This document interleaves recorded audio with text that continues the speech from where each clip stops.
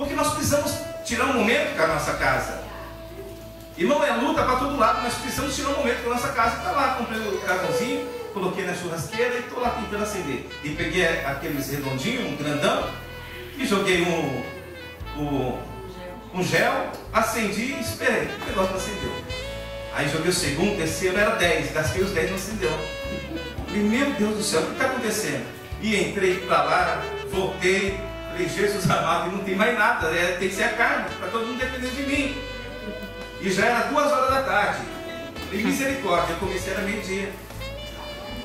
E peguei um carvão e falei, eu acho que eu já sei. A essência, Deus falou comigo ali. A essência é usar as coisas pequenas. Peguei o carvão e quebrei ele, tudo pequenininho, irmão, e fiz montoei tudo no meio. Falei, agora vai. E não é que foi? Porque eu tinha deixado separado. Separei tudo e joguei e não pegou. E o interessante é que depois que eu coloquei tudo juntinho, os pequenininhos, grandes em cima, pegou fogo. Assim é a família, irmãos. Eu estava sentado naquela churrasqueira, abanando, e Deus falando comigo, assim é a família.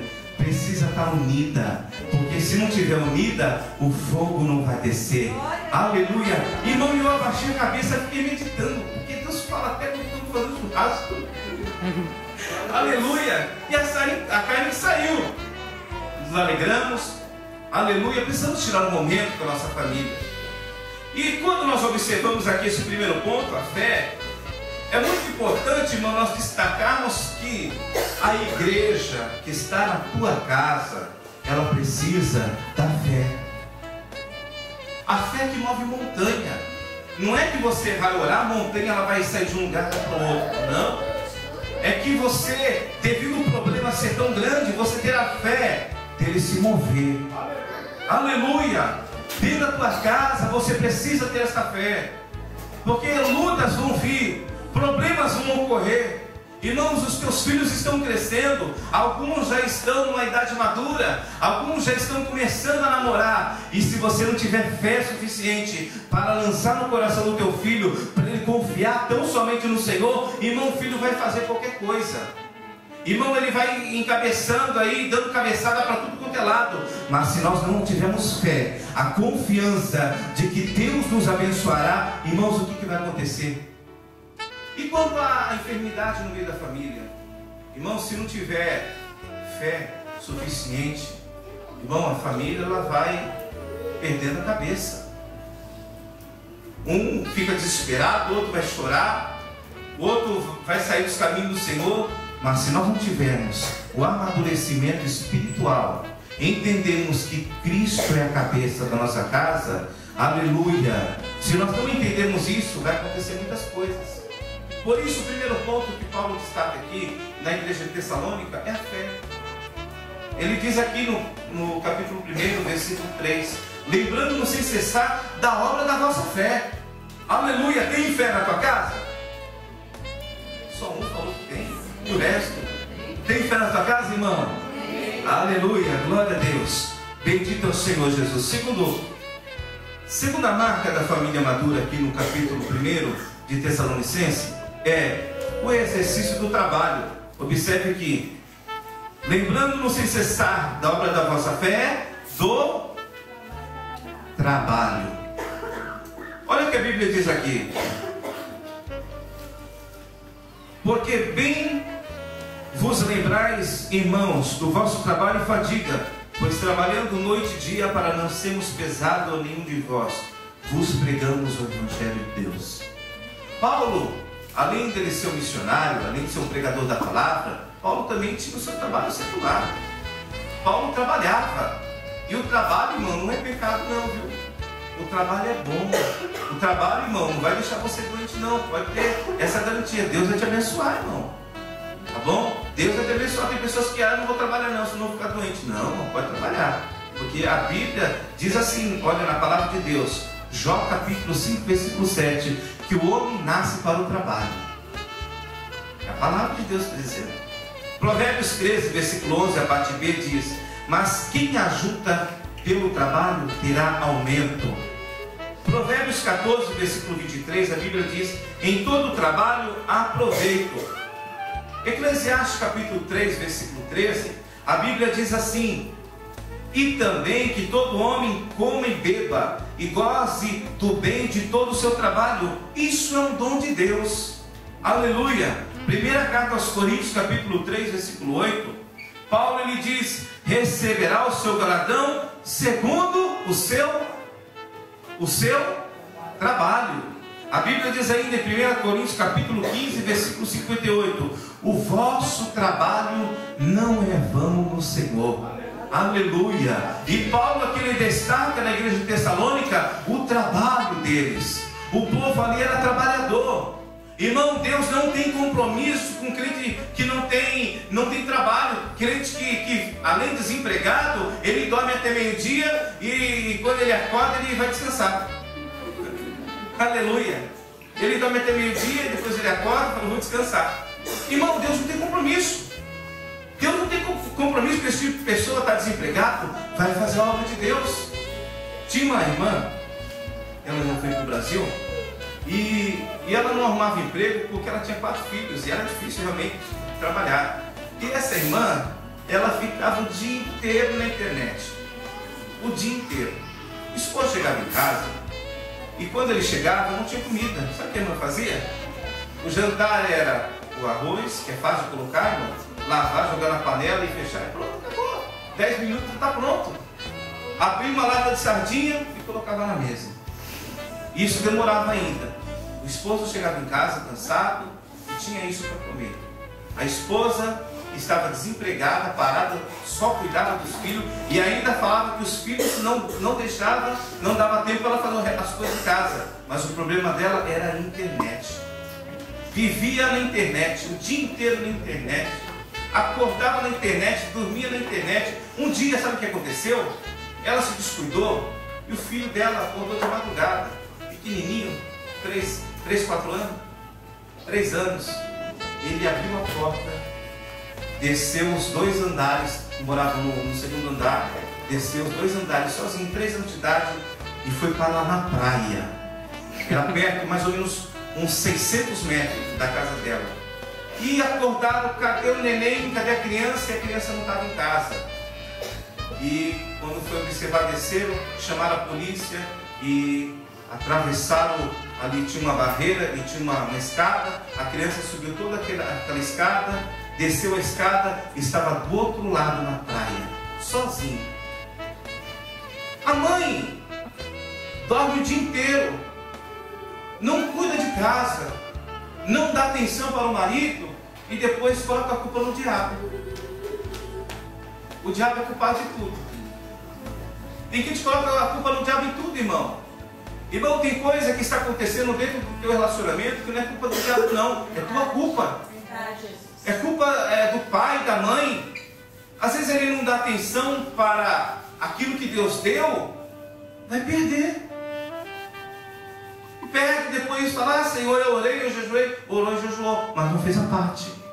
Só orar e só jejuar não vale, irmão. Não adianta você vir. Olha, nós fazemos seminário da família lá no Brasil e aqui também. Irmão, tinha pessoas que faziam 1, 2, 3, 4, 5 anos e não tinha resultado. Por quê? Porque pensava que seminário da família ia ter alguma coisa. Irmão, ia ter um aprendizado. E aquele aprendizado você tinha que pegar para a tua vida e aplicar. A pessoa não aplicava.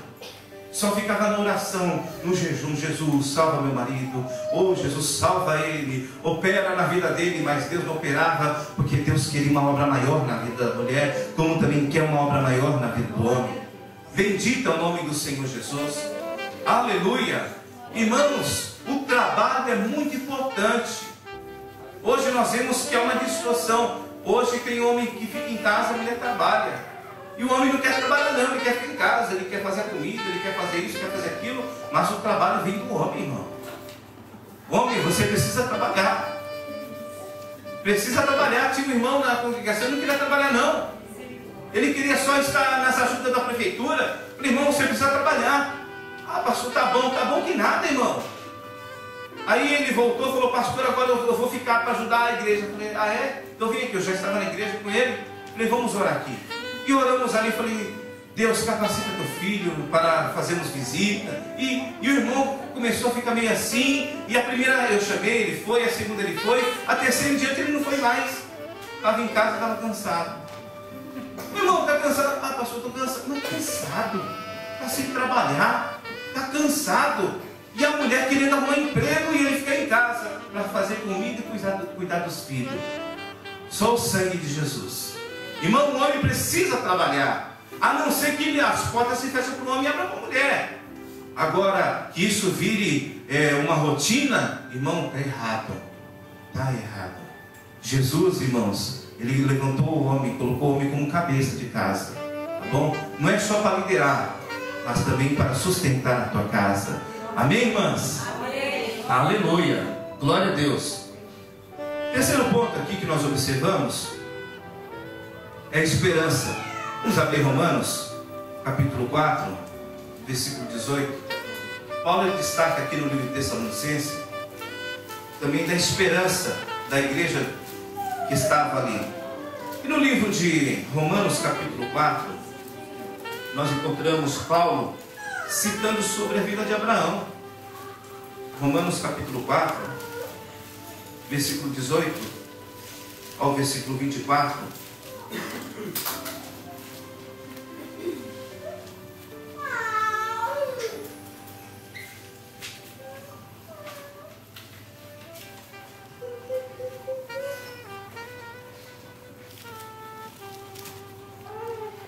Romanos capítulo 4, versículo 18, diz assim: o qual em esperança criou contra a esperança, que seria feito pai de muitas nações, conforme o que lhe fora dito, assim será a tua descendência.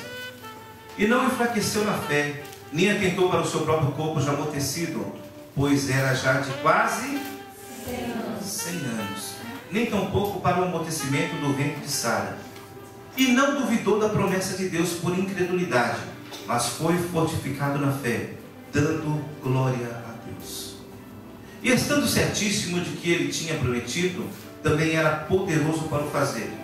Pelo que isso lhe foi também imputado como justiça. Ora, não só por causa dele está escrito que ele fosse tomado em conta, mas também por nós a quem será tomado em conta, os que cremos naquele que dos mortos ressuscitou, a Jesus Cristo, nosso Senhor. Uma das características da igreja madura é a esperança. Dentro da tua casa precisa ter esperança. Você precisa ter esperança, irmão, irmã. Você precisa depositar esperança no coração dos teus filhos. E aqui o apóstolo Paulo, ele fala sobre a vida de Abraão, que Abraão ele creu contra a esperança. Que esperança era essa? A esperança natural. A esperança natural era que uma mulher de 40 anos ela poderia ainda dar à luz a uma criança. Mas Sara estava com 90 anos. Sara não poderia dar à luz a uma criança. Isso para a esperança natural. Então, para a esperança natural, já era impossibilitado.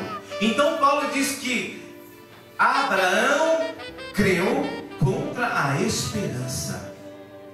Ou seja, ele deixou de lado a esperança natural, que era de 40 anos a 50, tem mulher que tem até crianças com 50 anos de idade, mas creu no Senhor. Sabe o que significa isso? É que quando as possibilidades humanas acabar, a tua casa precisa depender de Deus. Quando as tuas forças acabarem, quando não tiver mais dinheiro para comprar o alimento, quando as portas de emprego fechar, a esperança é que não haverá emprego. Mas você precisa crer contra a esperança de que uma porta de emprego se abrirá para você. Muitas pessoas estão indo embora, influenciando a família quer ficar, mas ele como o líder, ele influencia a família, vamos embora, porque ele não tem fé suficiente de que Deus lhe pode sustentar. Estamos dizendo na condição quando Deus quer que a família fique. Aí ele não tem esperança, então ele vai fazer o quê? Então ele vai fugir. E não é isso que Deus quer. Deus não quer que fujamos. Deus quer que enfrentamos o problema. Aleluia. Como é que vamos enfrentar? tendo a esperança que Jesus Cristo, que ressuscitou dentre os mortos, nos abençoará.